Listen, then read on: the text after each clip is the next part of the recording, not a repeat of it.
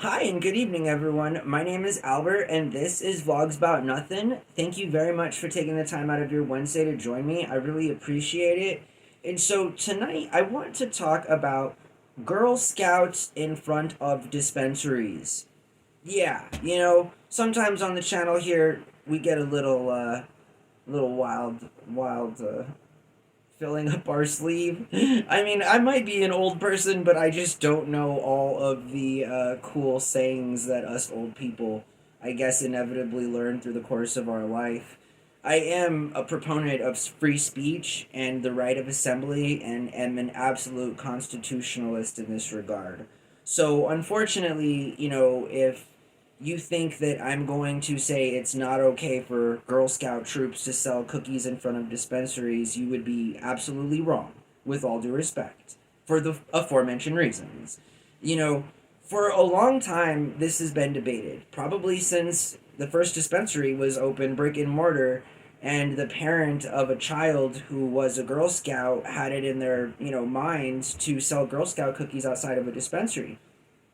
Listen, marijuana is different in that there are few to no places in the entire country, even where it's rec, where marijuana is treated like a bar. In terms of, yes, it's one thing to have children under the supervision of adults outside of an establishment that sells a regulated product that is harmful to you. You feel me? In that way, but dispensaries, you buy your medicine and then you consume it off property. You know what I mean? So there goes that argument in terms of providing a safe environment. Because, I mean, we take children to Chili's and Applebee's and other places that sell beer. I mean, Peter Piper Pizza sells beer, and they're a place that's made for kids. So I'm just saying that if we're going to sell beer inside of places that are designed for children,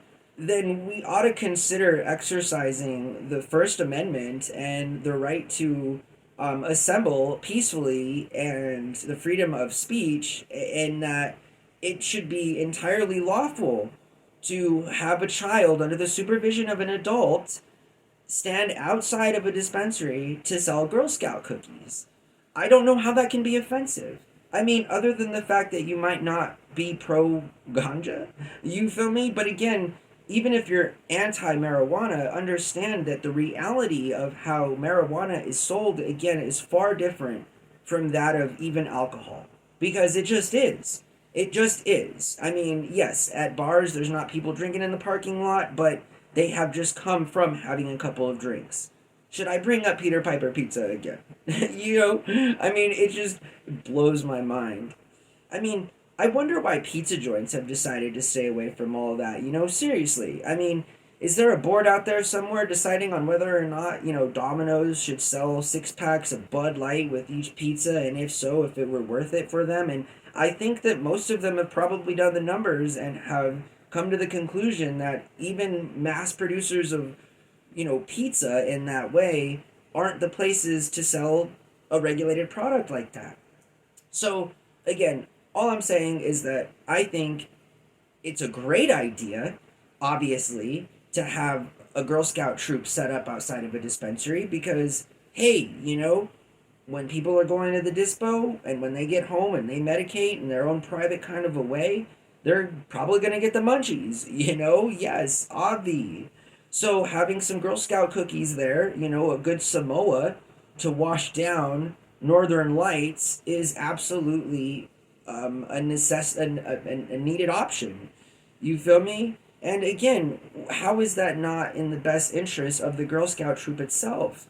In that you're selling Girl Scout cookies, you're raising money for your troop, and you're doing it in an environment that's already highly secured. I mean, unlike bars or your local Applebee's or whatever, there's security at dispensaries, oftentimes more than just one person. So the added fact that there's security, many cameras, a need to abide by state law in terms of how all of those security measures are implemented and so forth. I'm just a fan of Girl Scout troops selling cookies in front of dispensaries. Now, the Boy Scouts, you know, it's 2024. Come on, Boy Scouts. You know, you got rid of the creepy guy who started the foundation and turned out to be just a weird dude. But moving forward, let's now discuss how in the modern age, Boy Scouts should be selling cookies too. You feel me? I mean, if I'm wrong, and I could be, I'm not a Boy Scout, you know what I mean? But it's sort of like, if they're not already selling cookies, then welcome to the free market capitalism, Start selling cookies, compete with the Girl Scouts. And then furthermore, just as the young ladies with the Girl Scout troops, in terms of being able to exercise their rights, right? Children are, in fact, people too. They have rights, guys. I know, but seriously, they do. And for us to assume that, other than being anything than good mentors and supervisory role models, we have any bearing whatsoever on, like, and obviously keeping them safe and things like this, that's not an argument. You feel me? Just because they're children doesn't mean that they shouldn't have the added experience of being around people who want to buy their product. We live in America. You feel me? Everything's for sale here. I mean, seriously. I, yeah. I say that with some degree of dark humor and the latter of transparent honesty. I mean, these are the byproducts of, the good old American capitalist system. You understand? So, I think it's interesting, and I think it's a huge subject, and I know that there have been many, and I didn't research this topic beforehand, right? I'll include some links in the description below, whatever I find for articles and stuff, because I know it's out there. I know it's an impactful thing, and I know there have been suits been brought forth in local courts throughout the country about this very issue. Now, again, I'm not sure how the law's been interpreted in some of these cases, and I should do my due diligence, obviously. But this is an impromptu talk. I had just come up with the idea for the fourth video on the stream, and I think it's an interesting topic nonetheless. You feel me? Because you're going to have people that are, utilizing children as shields for their own values in terms of not wanting to be around dispensary folk.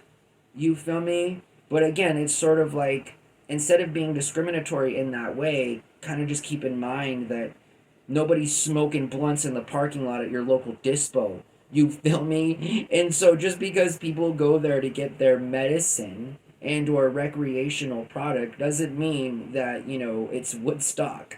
I'm just saying, because this is not the reality. This is not the reality of it. Alright, I hope that you guys have a lovely afternoon, or lovely evening, rather.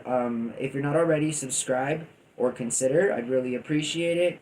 And as always, thank you so much. This is, a wonderful thing that I'm doing in my life.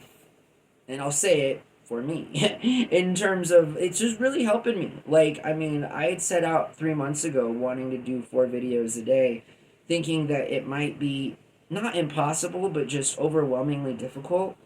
And while I find myself in precarious situations sometimes with my own personal schedule and or lack thereof, I am definitely working on even putting more energy into the channel, all of these things, but everything takes time, and I'm so grateful that people are actually watching these videos, even more grateful and more happy than I am that I've, as a 36-year-old old man, have finally found something in my life that I thoroughly enjoy doing.